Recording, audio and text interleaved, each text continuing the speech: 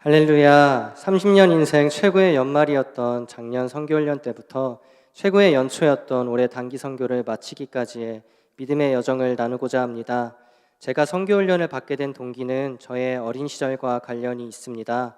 생후 30개월 감기 증상으로 근처 병원에서 진찰을 받은 다음날 새벽 의식을 잃고 급히 서울 아산병원 중환자실에 입원하게 되었습니다. 의식이 회복될 기미가 전혀 보이지 않았고 담당 교수님이 이와 같이 말했습니다.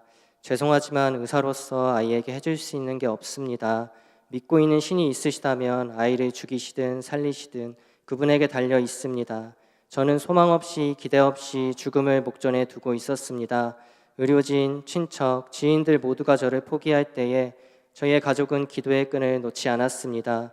어머니께서는 주님, 준엽이를 살려만 주신다면 어떠한 상황 속에서도 이 아이와 함께 평생 주님 곁에 절대 떠나지 않겠습니다. 서원하셨습니다.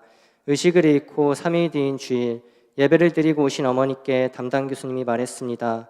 준엽이 보호자님, 준엽이가 눈을 떴습니다.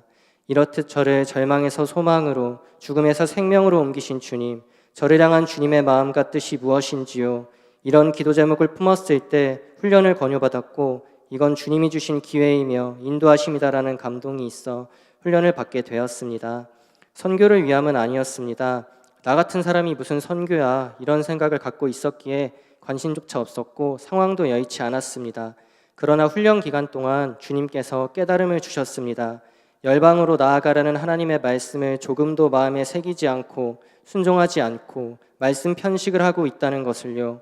이와 같이 선교를 향한 마음을 점차 열어주셨고 선교를 결심하는 결정적인 계기도 주셨습니다. 바로 한반도 땅에 심겨진 루비 캔드릭 선교사님의 헌신입니다.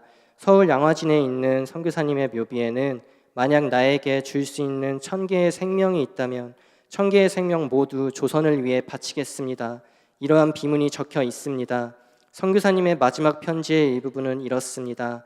오늘 밤은 유난히도 고향으로 돌아가고 싶습니다. 외국인을 죽이고 기독교를 증오한다는 소문 때문에 부두에서 저를 끝까지 말리셨던 어머니의 얼굴이 자꾸 제 눈앞에 어른거립니다.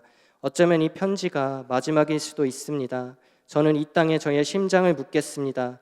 이것은 제가 조선을 향해 가지는 열정이 아니라 하나님께서 조선을 향해 가지신 열정이라는 것을 알게 되었습니다. 어머니, 아버지 사랑합니다. 이 편지를 끝으로 선교사님은 25의 젊은 나이에 순교하셨습니다. 선교사님의 헌신과 사랑에 큰 감동과 도전을 받았고 선교를 결심하게 되었습니다. 하지만 넘어야 할 큰 산이 있었습니다. 제가 직장인이라는 것입니다. 굉장히 바쁜 시기인 연말 연초였고 협업이 중요한 시스템이기에 오랜 기간 휴가를 내는 것이 불가능했습니다. 그리하여 직장인 시절 선교 경험이 있는 분들에게 자문을 했는데 그때마다 돌아오는 답변은 퇴사를 했다 였습니다. 이때부터 저의 마음속에 어려움이 찾아오기 시작했습니다. 끊임없이 고민하며 결심하려 해도 믿음의 고백이 드려지지 않았습니다. 그래서 정말 솔직하게 주님께 고백했습니다. 주님, 제가 장가갈 생각을 하게 될 나이가 되었어요. 제가 정말 사랑하는 형을 닮은 조카 얼마나 예쁠까요?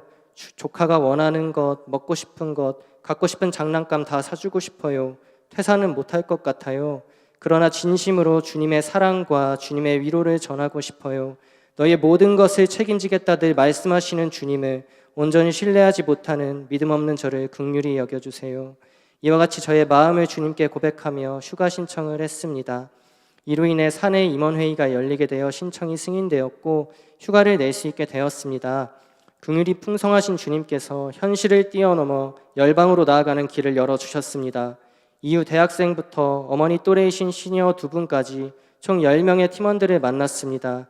팀장을 대적하거나 팀원을 미워하면 현지 영혼들을 섬기는 게 아니라 팀원을 섬기다가 2주가 지나간다라는 인상 깊은 말을 듣게 되어 나보다 팀원을 더 낮게 귀하게 여기고 사랑하겠습니다. 주님과 약속하고 다짐하며 팀원들과 함께 합심하여 기도함으로 선교지로 나아갔습니다.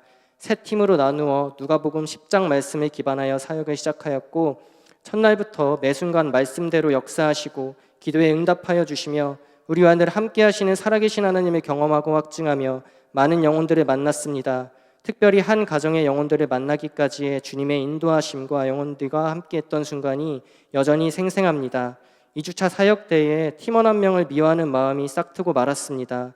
그날 저녁 미움의 싹은 급격히 성장하였고 제 자신을 책망하고 타협하고 포기하는 부정적인 감정들이 피어났습니다.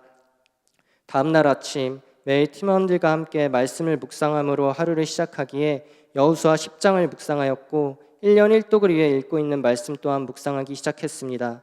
놀랍게도 읽을 말씀은 사무엘하 21장이었고 말씀을 묵상하였을 때 주님께서 말씀하셨습니다.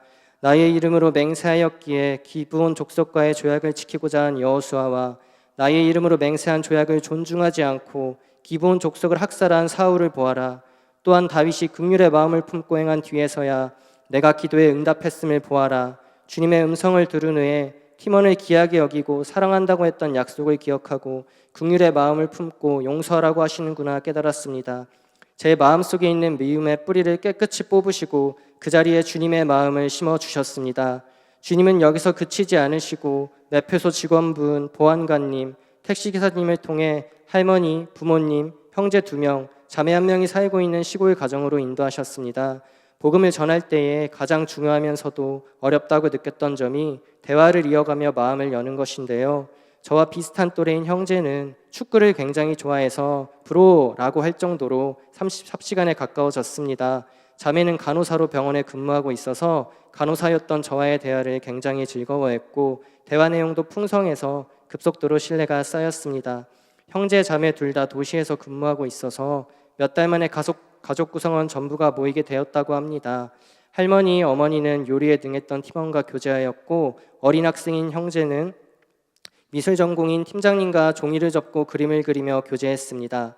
아버지는 현지어로만 말씀을 하셔서 의사소통에 많은 어려움이 있었는데요. 아버지가 25, 어머니가 18이실 때 결혼하셨을 정도로 문화 차이, 세대 차이마저 느껴졌습니다. 막막해하고 있던 차에 체스를 들 줄 아냐고 하시는 겁니다. 제가 선교지로 가는 국제선에서 체스를 6시간 동안 배웠거든요. 아버지와 오랜 시간 체스를 두면서 마음을 나누었고 가족 사진까지 볼 수 있었습니다. 다음 날 오랜 시간을 함께 보냈지만 복음을 전할 타이밍이 전혀 보이지가 않았습니다. 팀원들과 전전긍긍하고 있었는데 성령님께서 마땅히 할 말을 가르쳐 주셨습니다. 준비했던 간증문이 떠올랐고 간증을 하는 것을 시작으로 복음을 전했습니다. 영혼들의 마음을 여는 데에 가장 적합한 자들을 택하시어 부르시고 미움의 싹을 단번에 뿌리 뽑으시고 체스마저 가르치시며 복음을 전파하기 위해 필요한 모든 것들을 준비하시는 주님께서 이 영혼들을 너무나도 사랑하시어 자녀 삼기를 원하신다는 것을 느꼈습니다. 사역 기간 동안 영혼들을 만나 교제할 때마다 나와는 비교할 수 없이 선하고 순수한 마음을 가진 많은 영혼들이 구원의 기쁜 소식을 듣지 못하고 주님을 만나지 못한다는 것이 너무 슬펐습니다. 내가 이렇게 슬픈데 이 영혼들을 너무나도 사랑하시는 주님은 얼마나 슬프실까? 이런 마음을 주님께서 주셨고 여전히 제 마음속에 남아 소중히 간직하며 기도하고 있습니다. 말씀드리기 굉장히 부끄럽지만 제가 낯을 정말 많이 가려서 청년들에게 말 한마디 건네기가 참 어렵습니다. 때로는 인사하는 것조차 버겁기도 합니다. 저는 참 간사한 사람입니다. 필요에 급하면 주님께 기도하며 간구하지만 돌아서서 주님을 망각하기 일쑤입니다. 목사님께서 주님, 제가 믿나이다. 저희 믿음 없음을 도와주세요 고백하실 때마다 마음이 너무나도 애통합니다. 믿음 없는 저의 가장 깊은 고백이기 때문입니다. 선교지에 도착하기 전까지 이런 내가 복음을 전할 수 있을까 늘 의구심이 들었습니다. 그러나 전혀 문제가 되지도 중요하지도 않았습니다. 나의 뜻과 계획을 이루는 것이 아니라 하나님의 뜻과 말씀을 성취하는 것이기 때문입니다. 천국 복음을 증언하는 것은 나의 약점, 연약함, 간사함, 믿음 없음에 있는 것이 아니라 하나님의 신실하심과 선하심과 능력의 손에 있습니다. 하나님께서는 탁월한 자를 쓰시는 것이 아니라 연약하고 부족하지만 말씀 앞에 순종하기 위하여 몸부림치며 하나님의 마음에 반응하는 자를 기뻐하시고 사용하십니다. 사랑하는 성도님들, 우리 청년들, 앞으로의 삶의 여정 속에서 선택의 기로에 서 있을 때에 하나님을 선택하는 것이 가장 좋은 것이고 가장 큰 유익임을 고백합니다. 하나님의 비전에 동참함으로 세상이 줄 수 없는 행복과 자유함과 측량할 수 없는 주님의 사랑과 은혜를 풍성히 누리시기를 주님의 이름으로 축복합니다. 끝으로 믿음의 여정 중에 마음속에 새겼던 하나님의 말씀들 중 가장 깊은 곳에 새긴 말씀을 나눔으로 간증을 마치겠습니다. 여호수아 1장 9절의 말씀입니다. 내가 내게 명령한 것이 아니냐, 강하고 담대하라. 두려워하지 말며 놀라지 말라. 내가 어디로 가든지 내 하나님 야훼가 너와 함께 하느니라 하시니라. 아멘.